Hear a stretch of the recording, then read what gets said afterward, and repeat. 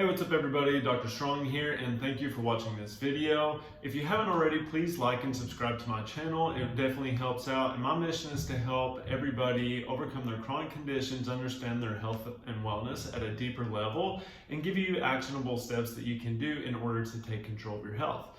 Now, today we're going to be talking about dementia, Alzheimer's, memory loss, brain inflammation, all of those.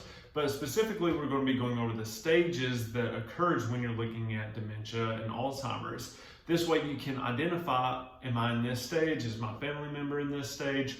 When is it too late? And the things that you can do in order to prevent this. And if you stay till the end of the video, I'm going to give you an at-home assessment that you can do and take and see where am I at and how well is my cognitive health, and you can get an objective score from it rather than just saying that there are these subjective things like maybe I'm forgetting things or maybe I don't really notice how much my brain is deteriorating. But you can test it, and then you can do protocols and do games and do exercises in order to stabilize your mental health and improve your brain health over time, but you can measure it as you go through.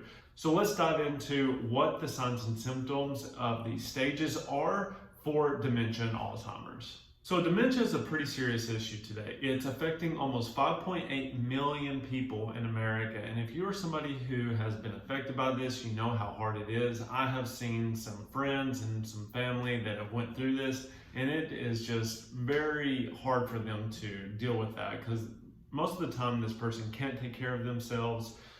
They don't know who they are, where they are, and it's just a very sad process to see. And so that's why I think that identifying it is key when you're looking at preventing these types of issues and identifying which stage you're in and just giving you some simple tips and tricks that you can do in order to prevent it from progressing further. And that's why the test is so essential, because you can actually say, hey, there is something going on. The thing with dementia and Alzheimer's is that it is a prevention game. I have another video that was scheduled earlier this week that goes through what sugar does to your brain. But when you're looking at this and you're looking at beta amyloid plaques in the brain and neurofibrillary tangles, a lot of the times those cannot be detected in a blood test, in a CT scan, and an MRI scan. Most of the time they only find those post-mortem after it's way too late. So this is why prevention is so key, and just staying aware of your brain health and how it's doing. So how can you identify early signs of dementia? Well, there are a few ways that we can look at mental decline. Memory disorders is a big one. So they start off small, like maybe you forget where your car keys are or where your phone is. Maybe you forget something that you were about to say. Maybe you're forgetting something that you just read, or maybe you're forgetting something that somebody just told you, like your boss, for example. So with this being said, those are very small instances, but then when you can't start remembering dates, if you can't remember what season we're in, you can't remember who the president is, these are more severe issues that start occurring as the parts of the brain that are responsible for memory, especially the hippocampus, start to degenerate. Personality disorders is always a big one. So if you're having lack of emotional control, that looks like anger, sadness, mood swings, this can be correlated with either hormones, or it can also be correlated with brain degeneration. And so taking the test to see, oh, do I actually have brain degeneration, or getting your hormones tested can be a big sign. Obviously with hormonal issues, there are other things that come along with that, like hot flashes, night sweats, loss of hair, you get chronic brain fog. All of those can relate to those as well. So also impaired reasoning. So inability to reason with somebody, you getting constantly angry, being irrational about certain things, going off the top when something very small happens and not being able to control that anger response to it is also another key sign. So if you know somebody who is highly irrational, or maybe they're just having these anger outbursts, then you definitely want to talk to them, especially if they're your family member or friend, about just their mental health and how it is. So there are three most common forms of brain degeneration, or these dementia type cases. And the most common form is Alzheimer's, which is also known as type 3 diabetes, and that's why we did the video about what sugar does to your brain, so that you can actually see, hey, this is what's going on. Cut out simple sugars is the biggest piece of advice that I can give anybody that will have the most drastic impact. Obviously, you can do supplements to help with those, but there really aren't very good medications, or there are almost no surgeries that can help with these issues. And the medications, do they work well for some people? Yes, but do you really want to rely on a medication in order to prevent this from becoming an issue? Lewy body dementia is when you get Lewy body formation developed, especially around the hippocampal areas, that can actually affect the firing of the neurons in your brain. So if the pieces don't connect together, or the neurons don't connect together so well, then you're not going to be able to recall, what you ate for breakfast, what you did last week, your anniversary, what day it is, maybe what season we're in. And those are more severe forms from the latter of what we see with these types of issues. And then there's also vascular degeneration. So if you haven't seen my video that talks about like chronic diseases such as heart disease, where we talk about how it's actually not cholesterol causing the heart disease, it's actually sugar causing inflammation in the vessels. And cholesterol is just there to help the blood vessel heal and keep it stable and to reduce the inflammation. So if you haven't seen that video, I would highly recommend that you go check it out, especially if you're on a statin. And then you can see kind of my breakdown about why statins may not be such a great idea. And that is not medical advice. It's just from what we see in the literature, and just things that you can do in order to prevent that. And the number one thing is still cutting out simple refined sugars. So early detection and prevention is key when it starts to come to these disorders and when we're looking at correcting them. Because once we get to a certain stage, the brain is basically just gone. It's done. There's not really that much that you can do. But if you're being proactive towards your health and you're taking action, there are lots of things. You can totally reverse this. It's a totally reversible condition up to a certain point. But once it gets past that certain point, it's gone. There's no recovering the brain. It's just this snowball effect that keeps going down, and the brain just keeps degenerating faster and faster. So now we're going to dive into the different stages that come along with brain degeneration. Now, stage 1 is pretty mild and there's not a whole lot, but it's just forgetting occasionally. So that may look like, forgetting that your glasses are on top of your head, forgetting where your phone is, your keys. There's so much to keep up with today that it's hard to tell if it is a brain thing or if it's just cognitive overload. But you have to remember that stress on the brain will actually cause cortisol secretion, which can cause leaky gut and cause leaky brain, which will actually cause neuroinflammation in the long term. So you want to try to help be as organized as possible so that you're not running around, you're not stressing about where your things are. Just the occasional forgetfulness is kind of that stage 1 area, and that's really hard to determine where the fine line with that is. Stage 2 is when we're forgetting familiar words. So you can't recall words. Maybe you've had that where I was going to say something, but now I can't remember what it was. We've all had that, or at least most of us. So forgetting familiar words, you can't have a nice smooth flow in your speech, and you're forgetting just common everyday words that you use when you're talking to somebody in your business, just with your friends, whatever it may be. And then this is where we also start looking at objects where we're forgetting where they are more frequently. So we're forgetting where our cell phone is, maybe our wallet, and it's more of like an everyday thing than an every once in a while thing. And it's really causing a lot of stress. Maybe you're getting a little bit angry. Maybe you're having a little bit of emotional turmoil when these things occur because your brain is not able to say, hey, just calm down. It's okay. We'll find them. You're just getting that overwhelmed feeling. And so this is kind of that stage 2 area. But now stage 3. Now this is early stage dementia. So this is when we're really starting to have a concern.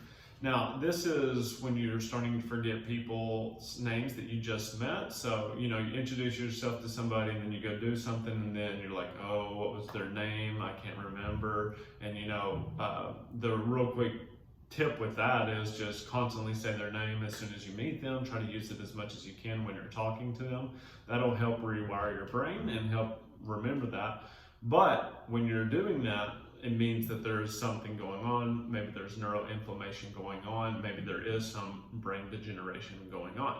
And while we may think that some of these things are normal, typically they are signs that something else is going on and we just need to address it. So another thing with stage 3 is forgetting what you just read or what you just watched and not being able to recall that information. So if you've ever read a book and you read a whole page and you're like, what did I just read? a lot of the times that can indicate brain degeneration.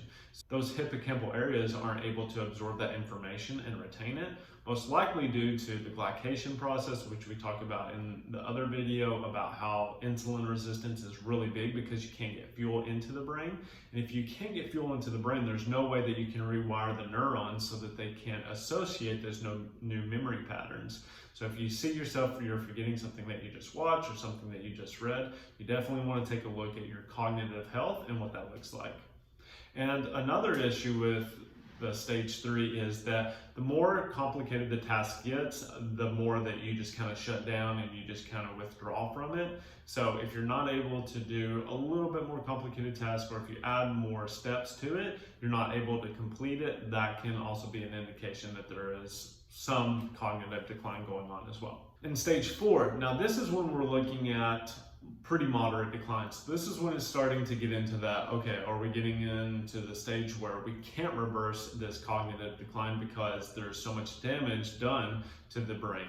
And this looks like where you forget recent events. So if you're forgetting your anniversary, if you're forgetting that you had a business meeting, maybe a phone call, maybe a meetup with a friend, then this is something that you really want to look at, and maybe you want to reach out to somebody and ask them for help in order, or maybe if you have a friend or family member, you want to ask somebody to say, hey, what do we need to do in order to correct this, and actually work with a professional at this point.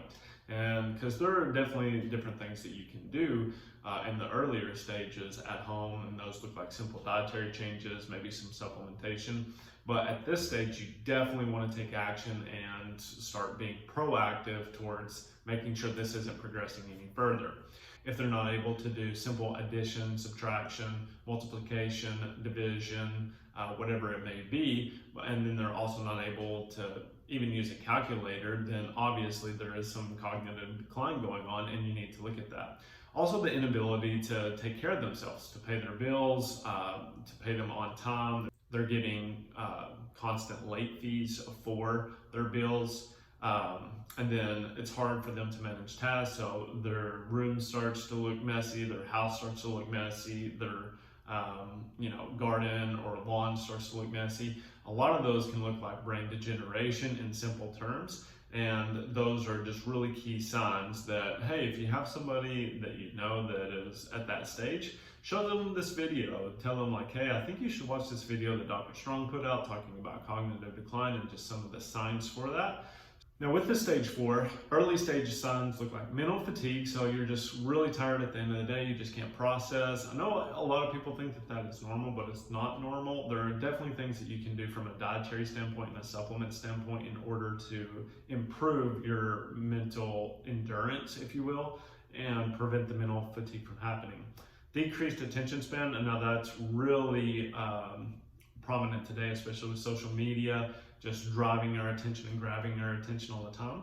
Decreased body posture and movement. So if you see somebody hunched over, then a lot of the times that can indicate that their brain just isn't firing as well. Because when we're babies, we're like this, and we're in the flex position, and as our brain develops, we open up and we're able to extend and get out of that flex posturing. And then as we die, we flex forward more. So that's why you see older people in a more flex position.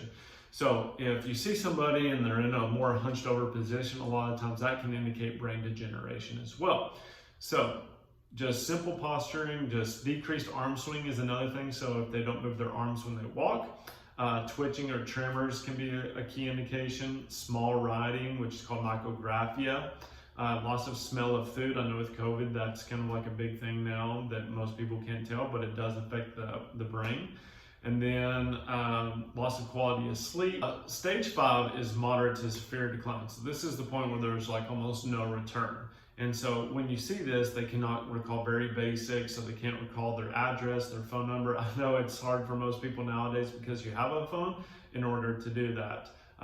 So if you're not constantly remembering it, it's not something you should worry about, but you should definitely know your address.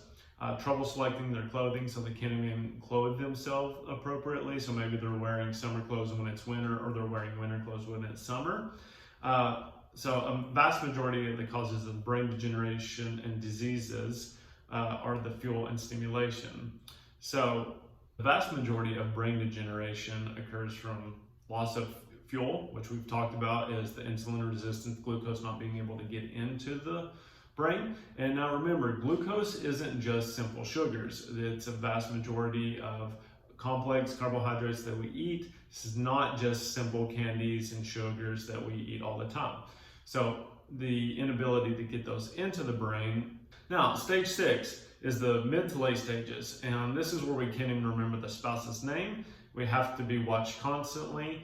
They wander and get lost, and then major personality issues. So this is a really sad stage, and unfortunately there's really not that much you can do except maybe an assisted living home, but obviously that gets costly as you get older. And then stage number 7 is complete degeneration, non-responsive, random words, and unable to swallow, so they can't even feed themselves. So this is where they may actually have to get like a feeding tube because they're just so degenerated at this point that they can't even take care of themselves. When we look at this, when we're looking at the stage 4 through 7, you can definitely say that once we get to those points, once we get to the stage 4, we definitely need to take action, because once we pass that stage 4 point, the likelihood of returning back to normal is very unlikely. So taking action and being proactive about that is a great thing to do.